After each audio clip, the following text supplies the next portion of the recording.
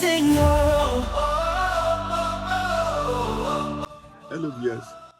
I'm excited when I see young people got married. So, in my visit to Seattle, I came across this beautiful couple, and I went to find out how they got to this milestone. Please introduce yourself to me. Yes. Hello, hello, viewers. My name is Emem Ibok. Hi, I'm Allisha Blood Ibok. Amen. So, the first question is, how did you meet? You want me to take this one? Go ahead. Yeah. So very interesting. I went to school at Howard University in 2009, a very long time ago. And during that time, I met with so many other bison. So when I moved out to Seattle and became the president of the alumni club, there was a mutual friend that was a treasurer who went to school with my lovely wife, and they've known each other since middle school. So we crossed paths a few times over our time in Seattle, but it wasn't until 2019 when we met again, and I knew that she was my person. How did you know? She was my person. How did you know? Tell us. We went to, it was a Korean karaoke spot, and I just wanted to check out the vibe, right?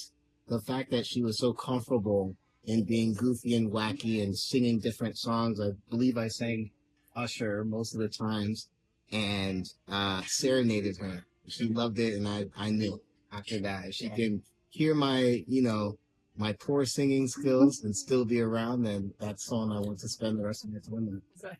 Fantastic, Allisha. How did you know? How are you convinced that she married? Oh, good question. I think for me it took a little bit longer, but I'm slow like that. But Emem was steady in my life. He was very consistent and was always showing love and always showing compassion. And I think for me, one day he showed up. We were dating during the pandemic. And he showed up to I was living with my parents at the time, and he showed up with flowers, and my mom was so impressed. And she still talks about it to this day. And By the way, guys, not many African men who carry flowers, right? So that's a beautiful thing. Yes. He's still very good with flowers. He gives me flowers quarterly, maybe monthly, but quite often, yeah. And I don't know, just that was, I think, the click for me that I was like, okay, he's here. He's a steady person in my life. And he's my guy. Where are you from originally? I'm originally from Seattle, Washington. America. Yes. Fantastic. But that seems to be, this also is a cross-cultural marriage. What are the challenges? Yeah. Different culture. Yeah. I'm actually happy that you asked this question. I think it's very important, especially for, marriages where there is one Nigerian husband or wife and the other is Black American. I think one stark difference is communication. And that's something I've had to learn and grow. Right. So in our culture, communication, we're very direct, right?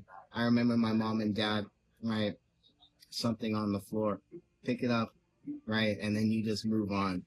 I learned that I have to be more tactful when speaking to my wife. I can't be as blunt, and it needs to lead with love, right, and also be outcome focused and not just, I need you to pick this up, right? I can hear that, right? Because I grew up in a culture where you can receive that and move on. I think it's different in America.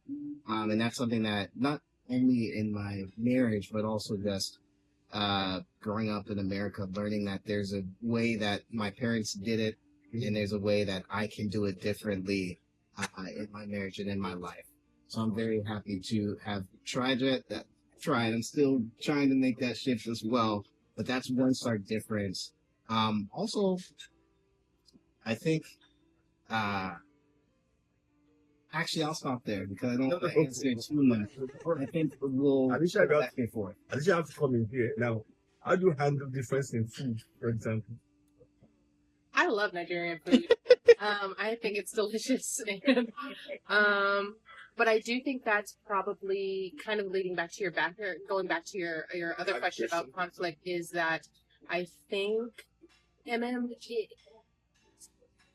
I think something ingrained perhaps in Nigerian culture, to my understanding, and MM doesn't necessarily practice this, but gender norms and Gender no.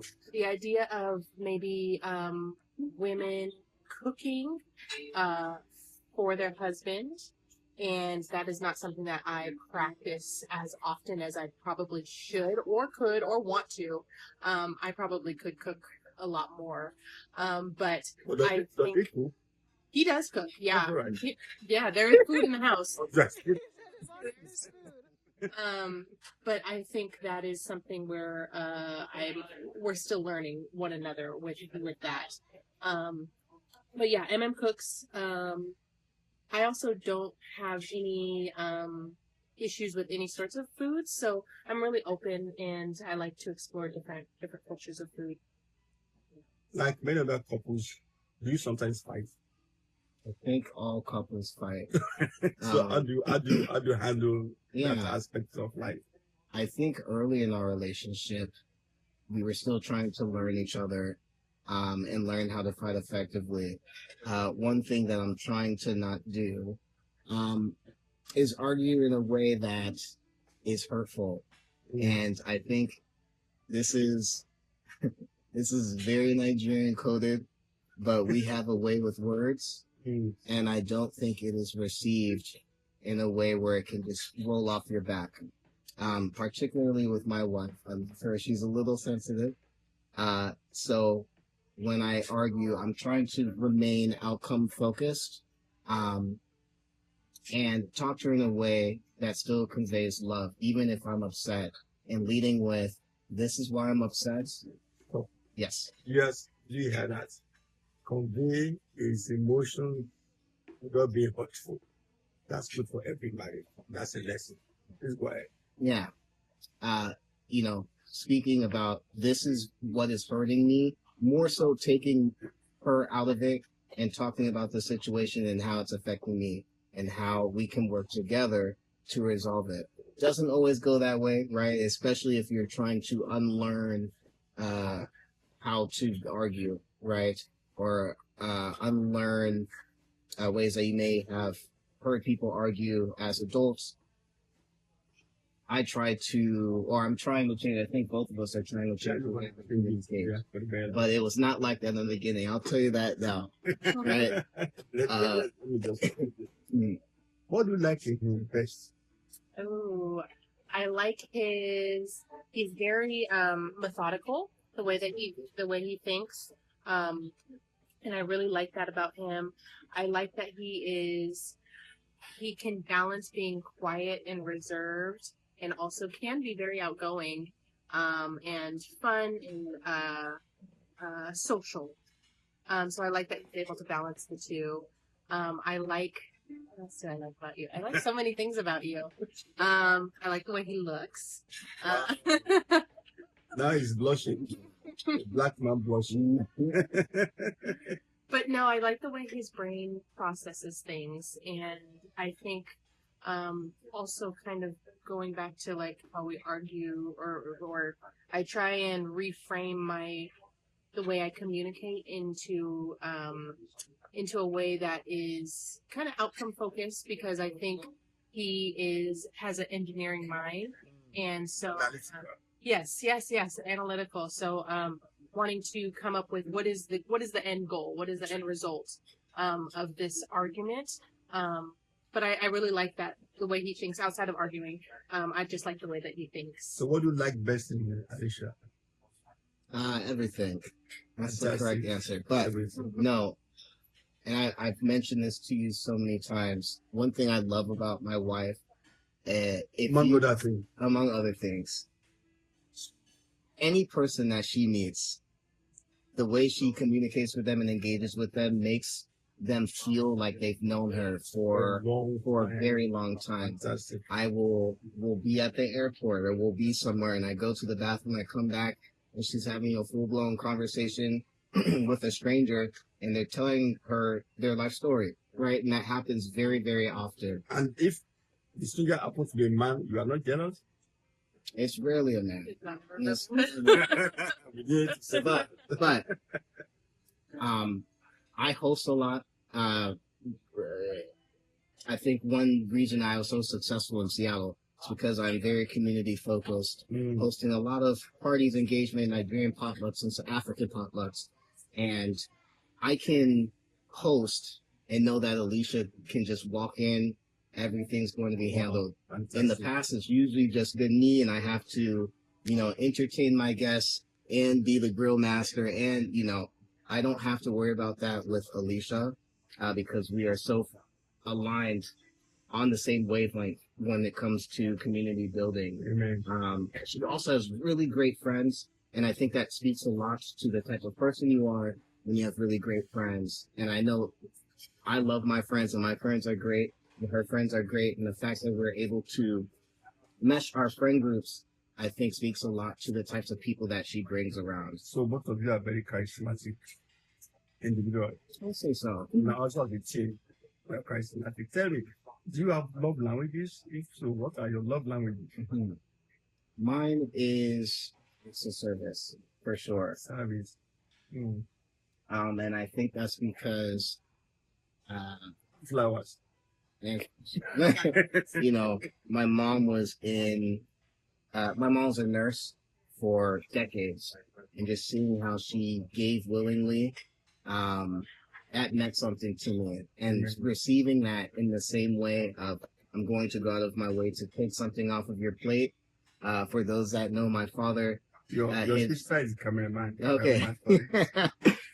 Thank you for this. Thank you. Very, I won't say scatterbrained, but as an engineer, your mind is racing.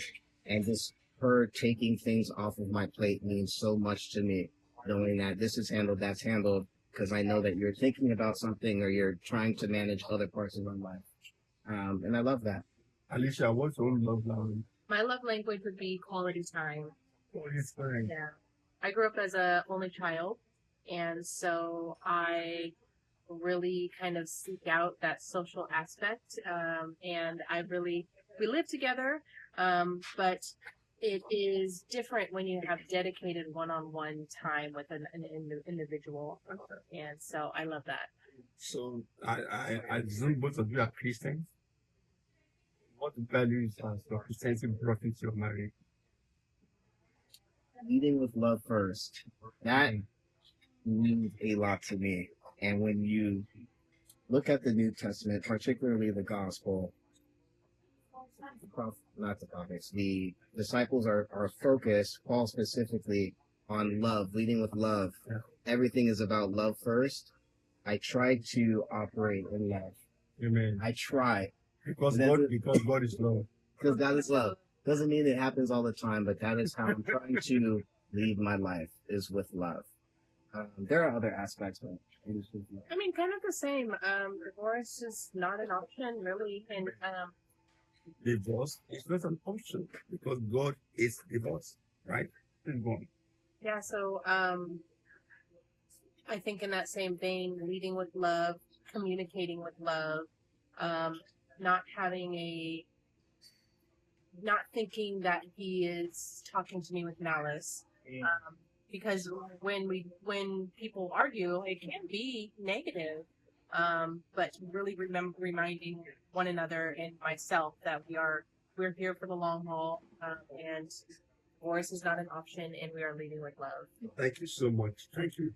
Well, guests, thank you for your attention. I'm sure that some of you young people who are running away from marriage, you see that marriage works, marriage is good and it's sweet.